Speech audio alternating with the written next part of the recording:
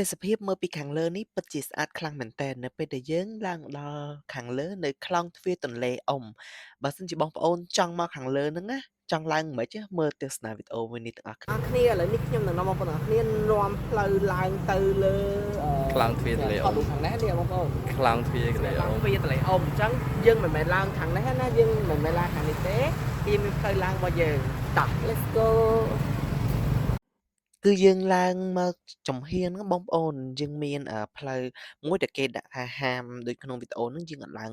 តាមហ្នឹងទេប៉ុន្តែយើងដើរមកមុខបន្តិចប្រហែលជា2-3ចាហានឃើញផ្លូវមួយដែលយើងអាចឡើងបានហើយដូចនៅក្នុងវីដេអូដែលបានបង្ហាញជូនបងប្អូននឹងអញ្ចឹងគឺយើងនៅពេលដែលឡើងមកដល់ណាជាពិសេសម៉ោងដែលល្អគឺម៉ោងខ្ទង់4-5បងប្អូនគឺខ្យល់បក់មកហើយទេសភាព view ស្អាតខ្លាំងមែនទែនបងប្អូន